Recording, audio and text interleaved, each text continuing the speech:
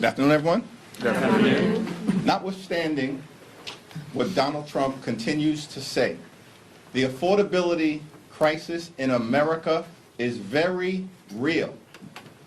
It is a clear and present danger to the economic well-being of working-class Americans, middle-class Americans, and everyday Americans. Donald Trump and Republicans have failed the country when it comes to the economy. Republicans promised that they were going to lower the high cost of living on day one of Donald Trump's presidency. But costs haven't gone down in the United States of America. Costs have gone up under failed Republican policies. Housing costs are out of control. Grocery costs are out of control. Healthcare costs are out of control. Utility bills are out of control. And child care costs are out of control. The affordability crisis in the United States of America is very real. Republicans have failed to lower the high cost of living. And as a result of the Trump tariffs, costs are going up by thousands of dollars per year on everyday Americans. Democrats remain committed to driving down the high cost of living, to fixing our broken healthcare system, and to ensuring that we have immigration enforcement policies in this country that are fair, just, and humane. Republicans have failed America on affordability, on healthcare, on immigration enforcement, and they have failed to make life better for the American people. Questions? Thank you. It's looking increasingly likely that there might need to be some sort of short-term stopgap for DHS with the deadline approaching at the end of the week and no agreement in place yet. I'm just curious if there's any chance you would vote for or allow your members to vote for a short-term CR to do a clean extension of DHS just to give more time for negotiations to take place. ICE is out of control right now. The American people know it, and ICE clearly needs to be reined in. Taxpayer dollars should be used to make life more affordable for everyday Americans, not brutalize and kill American citizens. Our position has been clear. Dramatic changes are needed at the Department of Homeland Security before a DHS funding bill moves forward. Period. Full stop. Thank you, Mr. Leader. As these negotiations are happening, the Homeland Security Committee will hold an oversight hearing tomorrow where they'll hear from the heads of ICE, CBP, and USCIS. What do you think the heads of these agencies need to say to the American people to, I guess, communicate that they understand the gravity of your demands, the gravity of the moment? You all say that ICE needs to be reined in. You have very, very obvious concerns about what's happening in terms of the president's immigration policies. What do you need to hear from some of his administration officials tomorrow at this hearing to let you know that your message is getting through, at least to the administration? Donald Trump and the administration promised that their immigration enforcement policies were going to target violent felons. They lied to the American people. The Trump administration is not targeting violent felons, they're targeting American citizens, communities throughout this country, and law-abiding immigrant families. The American people know that ICE is completely and totally out of control. They've gone too far and need to be reined in. At the hearing this week, Trump administration officials should apologize to the American people for using their taxpayer dollars to unleash wicked brutality on the American people, and in some cases, kill them in cold blood, like Renee Nicole Good and Alex Preddy. The administration also needs to commit to the dramatic changes that Democrats have forcefully put on the table, including but not limited to mandatory body cameras, judicial warrant requirements, no masks, an end to roving patrols that are brutalizing American communities, no racial profiling, no targeting of sensitive locations like schools, hospitals, houses of worship, and polling sites, and independent investigations to ensure that when ICE officials break the law, state and local officials can investigate them and prosecute anyone who has committed a crime in the United States of America. House and Senate Democrats have clearly transmitted to the American people and clearly transmitted to the White House and our colleagues in the House and the Senate the types of dramatic changes that need to occur at the Department of Homeland Security before a funding bill moves forward this Friday, and we're still waiting to hear back from the White House. Which shows to me that these extremists aren't serious about getting ICE under control. Thanks, Mr. Leader. So now that the Epstein files are available at the Department of Justice, unredacted, is there a strategy? Obviously, there are millions of files. Is there any coordination among Democrats for who is looking for what? And are you, or is anyone in leadership going to be taking advantage of that opportunity? Well, on this matter, where the American people in general and the survivors in particular are seeking full accountability and full transparency, Robert Garcia and the Oversight Democrats, along with Jamie Raskin and the Judiciary Committee Democrats, will continue to take the lead. The lead will also continue to be taken by the Democratic Women's Caucus, led by Teresa Ledger Fernandez, who has worked closely with the Epstein survivors throughout this Congress and will continue to do so. Back. Thanks, Leader Jeffries. The House voted unanimously to strip out that provision the Senate put into the appropriations package that would allow senators to sue the government over Jack Smith's investigation and get money back.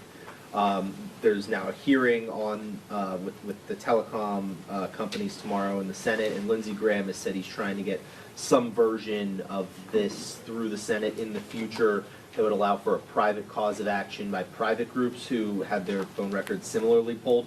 Is something like that entirely dead in the House of Representatives? Would you consider any sort of legislation like that that might come out? We'll have to take a look at any bipartisan proposal that relates to allowing everyday Americans to vindicate their rights under the law, if in fact those privacy rights have been violated. But the continuing temper tantrum being thrown by Lindsey Graham perplexes me. I don't get it.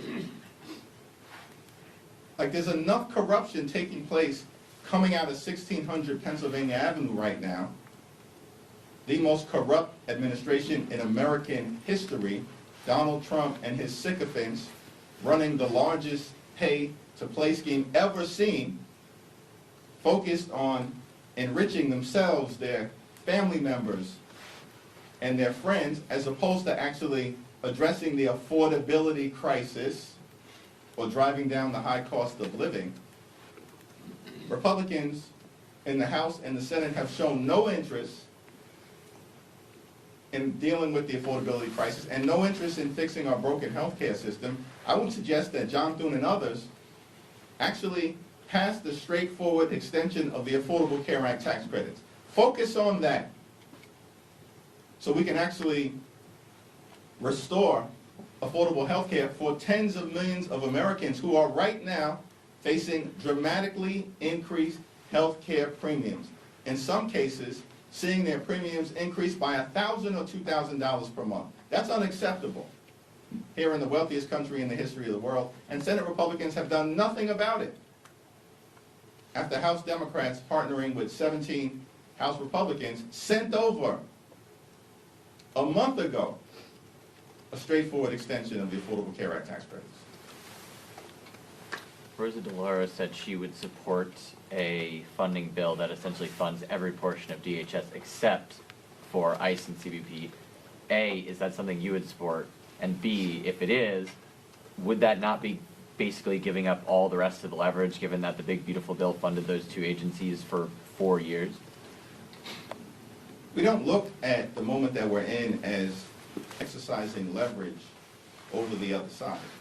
We want to fund the government in a manner that actually promotes the health, the safety, and the economic well-being of the American people. The ball is in the Republicans' court right now. We sent over a proposal. We've given them legislative language as it relates to the types of dramatic reforms of DHS that the American people are demanding, and we've heard nothing but crickets from the other side.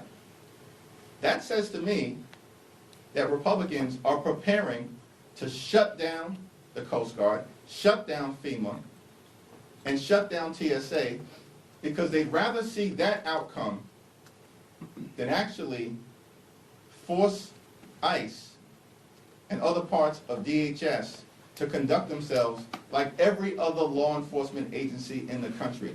That's what we're asking for at this point.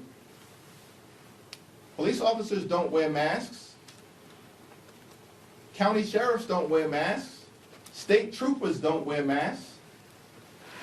Why are Republicans committed to unleashing mass ICE or CBP agents on the streets of America to visit brutality on American citizens while at the same time targeting law-abiding immigrant families? It's all so completely and totally unhinged, unacceptable, and un-American. So this is on Republicans right now in terms of what happens on Friday. The clock is ticking. We'll sit down with anyone, anytime, any place. But our demands for dramatic ICE reform are clear. It's a line in the sand that we've drawn on behalf of the American people. Thanks. Thank you, Mr. Leader. Kind of following up on that, you're saying that you haven't heard from Republicans and you also haven't heard from the White House. How confident are you that if there is a shutdown of DHS, you'll be able to reach a deal during that? We've made clear to Republicans repeatedly throughout this Congress that we're not down with the my way or the highway approach.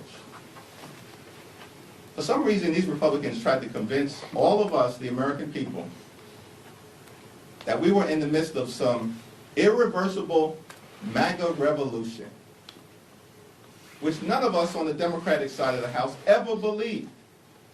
Because the bottom line is, Republicans wouldn't even be in the majority in the House right now had they not stolen 3 seats from the people of North Carolina in mid-decade gerrymandering that occurred in 2024.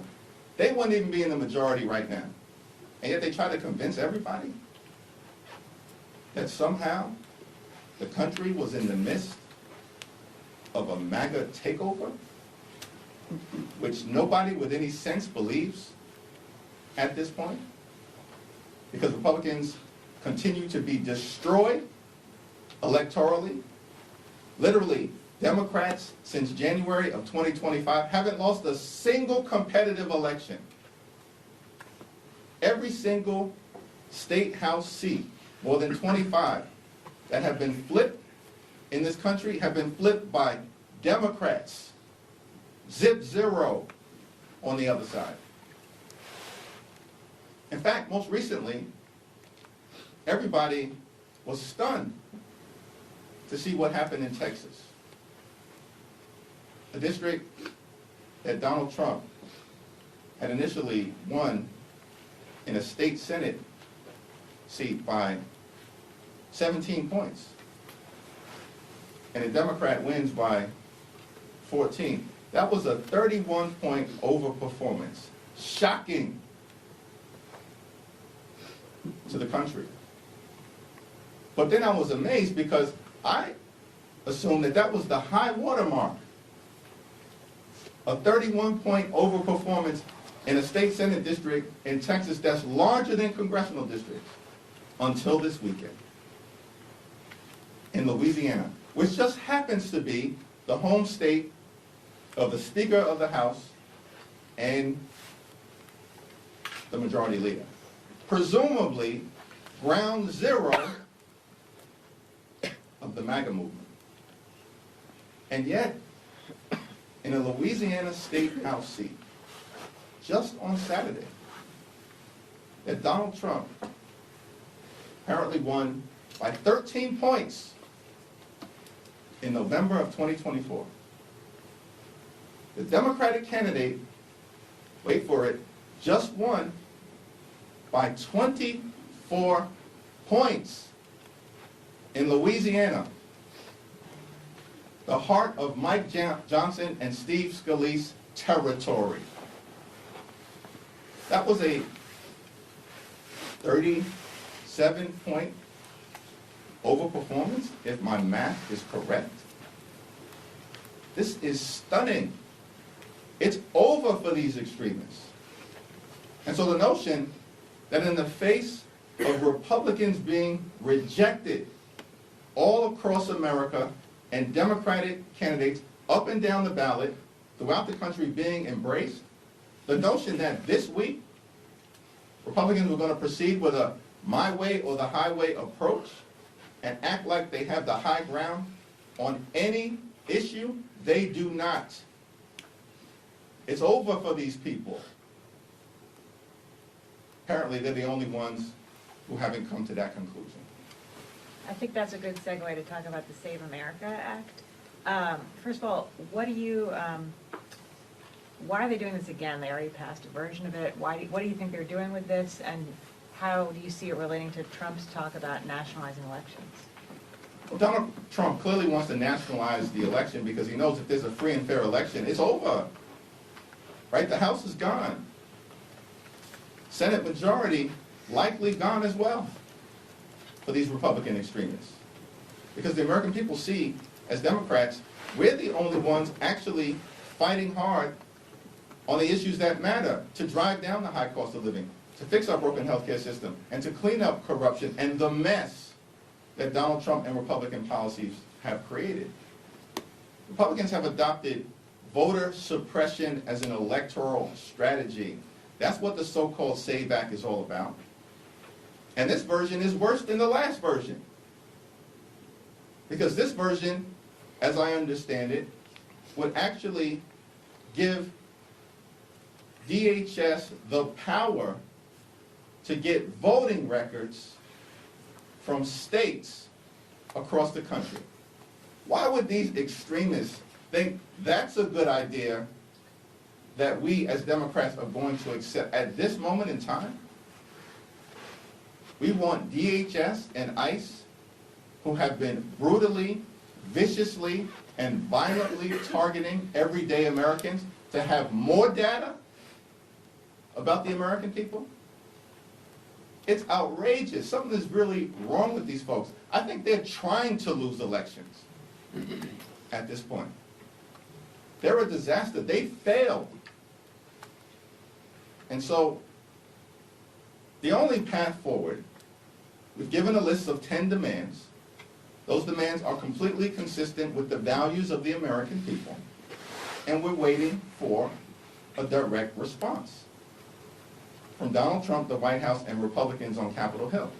And then we can have a debate, which we are ready to enthusiastically embrace on behalf of the American people. The so-called SAVE Act, a version that's worse than the prior version, is going down. It's not going to pass. If it squeaks by the House, it's dead on arrival in the Senate. They're wasting time. Again, why are Republicans trying to do everything but make life better for the American people? They're focused on nationalizing the election. In the 250th anniversary of this great country, are they unaware of the principle of federalism in America? Traditional Republicans used to embrace federalism. But now that they're part of a cult, they do whatever the cult leader tells them to do. What was your reaction to the results in the New Jersey special primary? I know it's not yet been called, but it seems like progressive candidate Ana Lilia Mejia is going to win that one. It's not yet been called yet, so we're closely monitoring the election results. And then whoever emerges will be prepared to stand by them in the April general election to ensure that a Democrat fills the seat left vacant by Governor Michael Sherrill. Obviously, Democrats are frustrated with how the administration is responding on the Epstein front, but there's also, as you've already hinted at, the DHS fight, the question about affordability and so forth. How do you see Epstein as fitting into a message when it comes to the fall, and how much should we expect it to be part of the message in the fall? Well, we've talked about three core issues. First, of course, leaning in on the economy. Democrats being committed to drive down the high cost of living. America is too expensive right now. Donald Trump has made the affordability crisis worse here in the country, and then continues to say it's a hoax, or that we're not talking about it anymore. The problem is Donald Trump spends all of his time watching state TV as opposed to actually interacting with everyday Americans who know that the affordability crisis is very real. So we're focused on the economy. We're going to continue to focus on fixing our broken healthcare system in an environment where Republicans enacted their one big ugly bill and the largest cut to Medicaid in American history, literally ripping food as well from the mouths of hungry children, seniors, and veterans, taking health care away from more than 14 million people, hospitals, nursing homes, and community-based health clinics closing across America because of Republican policies in that one big ugly bill. And now they continue to refuse to extend the Affordable Care Act tax credits, meaning that tens of millions of Americans are increasingly unable to go see a doctor when they need one. And all of this, of course, was done in that one big ugly bill to enact dramatic tax breaks, big tax breaks for their billionaire donors, while at the same time giving ICE a $75 billion slush fund so they can unleash brutality on the American people. So we're going to continue to point out the fact that Republicans have created a health care crisis, and in part they created that health care crisis so that they could give ICE a slush fund, not to go after violent felons, but to target American citizens, in some cases kill them, and also to violently go after law-abiding immigrant families. All unacceptable. They create a health care crisis. Democrats are committed to fixing our broken health care system. Third, we need to clean up corruption here in the United States of America. In the House, in the Senate, at the Supreme Court, and certainly with the Trump administration. And in that context, the American people are correctly demanding transparency and accountability as it relates to the Epstein files. What is the administration hiding? Who are they trying to protect?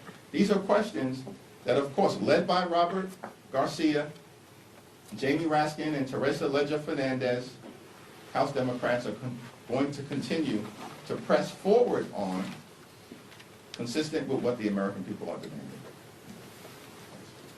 Thank you, Mr. Leader. You said that the SAVE Act is not going to pass the House, but a vast majority of Americans, including 70% of Democrats, do support having voter ID requirements. So are Democrats on the wrong side of an issue with so much support? What's the path forward for Democrats here? Republicans are clearly on the wrong side of every single issue, which is why they are getting crushed electorally.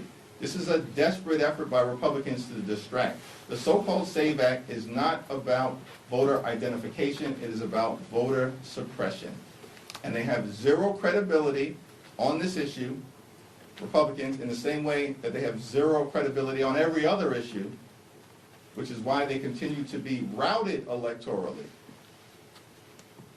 including in districts and states that Donald Trump won comfortably in November of 2024. The last shutdown, the 43-day shutdown, was over the ACA extensions, and the shutdown ended without getting those extensions. What's your belief as to how this next shutdown could end? Do you have guarantees for the American people that these demands will happen? The last ones didn't happen. Yes, and the last ones did actually happen in the House of Representatives. So no one was talking about health care generally and the Affordable Care Act specifically in September of 2025 until House Democrats, joined by Senate Democrats, started to talk about it in the context of the looming crisis because of the pending expiration of the Affordable Care Act tax credits. Everybody understands that Democrats were successful in articulating a narrative during the Trump Republican 43-day government shutdown that in part resulted in 17 House Republicans joining every single House Democrat in passing a straightforward extension on our terms, 3 years of the Affordable Care Act tax credits. Democrats are governing in the minority as if we were in the majority. We've had more successful discharge petitions led by Democrats in this Congress over the last few months than have occurred in the last few decades combined.